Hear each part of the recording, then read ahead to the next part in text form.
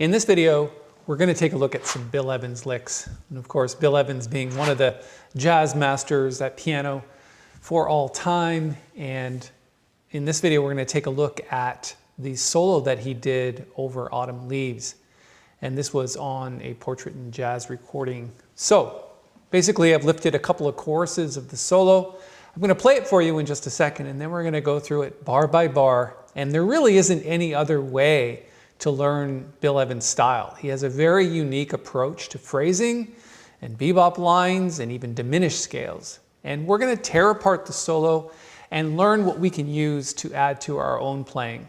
I think the mistake that people make is they try to play exactly like Bill Evans when you really just should try to borrow a few ideas. And that's really what this video is about.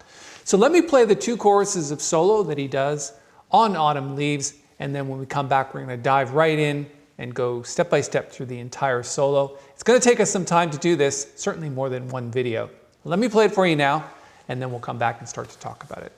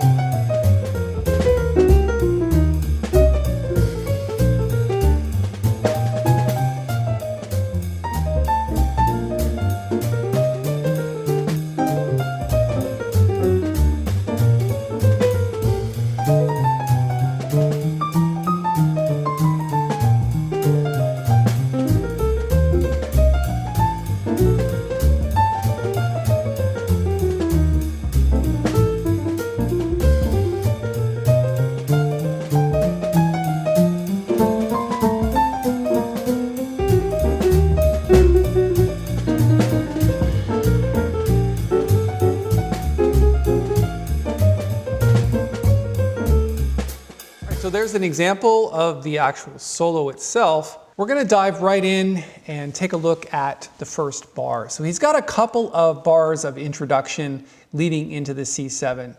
So we've talked about this, of course, in other videos, and the goal is to make sure that you understand what the destination notes are, or the destination chords.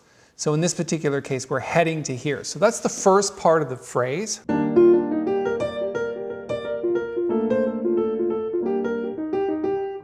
But to get there, he's put in this 2-bar introduction. And what he's focused on here is really a G7 sharp 9 chord.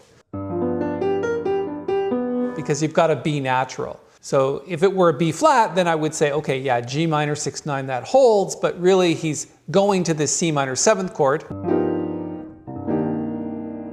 And therefore he's sticking with the G7 sharp 9 chord. And he does that a lot, actually. So you'll see in other places in this solo where he's using a G7 sharp 9 or altered chord to approach a C minor chord. And really what he's doing is he's just playing this pattern over top of G7. And that's what makes Bill Evans' playing super unique, is the way that he finds ways of playing chords. Like he just could do this. But he doesn't. He kind of mixes it up back and forth between the chord. And that's really unique. All right, so then let's just start in with this phrase. And what you've got to start off with is we've got under, over, under, destination note. And I think that's important to understand from a bebop perspective. And then he's spelling the chord. So you've got 3, 5, 7, and 9, back to 5, okay? And that's what you really have to do with Bill's playing. You have to learn that phraseology and that method of approaching a chord. It's not just about scales. It's not just about chords. It's about taking that chord and mixing up the notes so that you've got this interesting phrase. Under, over, over, under, over. And then when he gets to the F7 chord, where he's actually playing, this is the fourth of the chord, and then 1, 4, 6, 4, 1, 4, 1. So that's really interesting. Sorry, this is 2. 4 to 2. Over an F7 chord, which is kind of interesting. It's really the sus.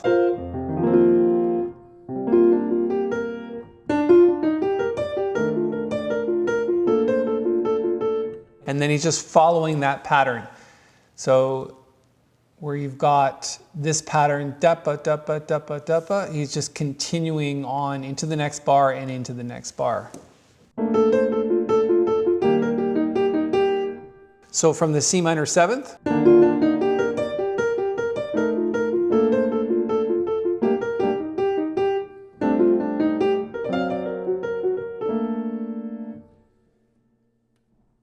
so I think that all makes sense. In terms of the B flat major 7th, of course, you've got the 7th, the 9th, the 7th, the 5th, 7th, 5th, 7th, 5th. And then the next bar is of E flat major 7. You've got the 3rd, 5th, 3, 1, 3, 1, 3. So this back and forth pattern. And then he continues it a little bit to start the next phrase on the A half diminished 7th chord. So in terms of the chord itself, you can see it's written like this. That's also, you might want to consider that chord as an F7 13 chord. Also good for A half diminished 7th. They have the same tritone, right? This is an F7 tritone, but the A half diminished 7th has that same tritone. Right? And just spelling a bit of the chord. So if we've got the A half diminished 7th chord in root position, he's approaching the 5th of the chord from under, over, under, and back. Just like he did over here, under, over, under, destination. This is under, over, under, destination.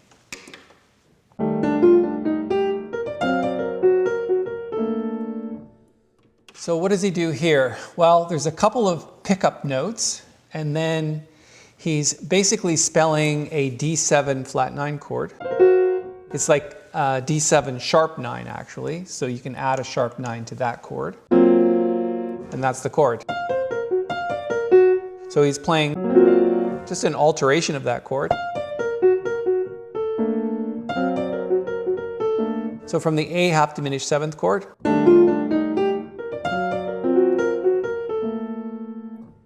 I would suggest that rather than trying to analyze that too much, is just learn that 2-bar phrase and then apply that to any 2/5 that you see.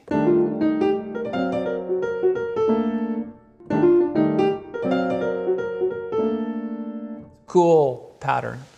And as we take a look at this next line, starting from the G minor 6th chord, you've got this really interesting where he's playing the F sharp on a G minor chord, which is essentially a G minor harmonic minor scale. And he does that quite a lot, actually, the harmonic minor stuff. So again, we've got an example of under, over, under, and destination note, and then spelling the D over G minor. So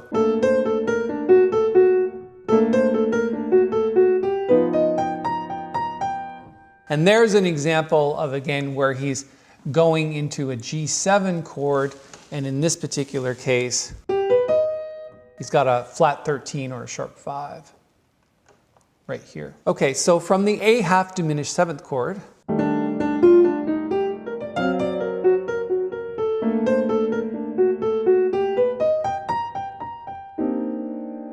That's not the easiest line to play. In fact, as I was learning this solo, it did take me a few times through that. So what you have to do here in terms of fingering is 2, 4, 2, 1, 3, like that. This is 3, and that's 1. Because now you have to jump up with 2, 4, 5.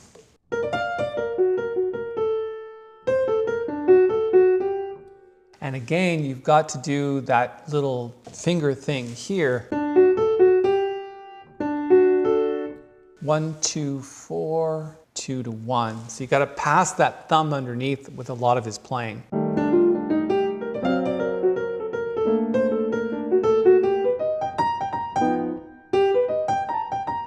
And even there, you've got to pass your thumb underneath to get to the G here. So that's the first finger.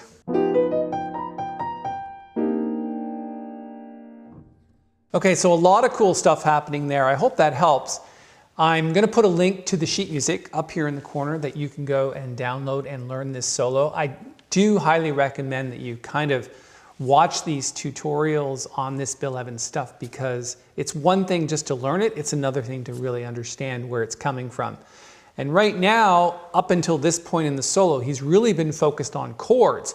But what you're going to find in a second is he switches into lines in terms of scales. And he's using diminished scales and other types of scales. And I'm going to point that out in the next video and the following videos after that. Okay, thanks so much for your time. If you liked this video, please give it a thumbs up. And when you subscribe, hit the little bell because you'll get notified of all the upcoming videos that we're making. Thanks so much for your time.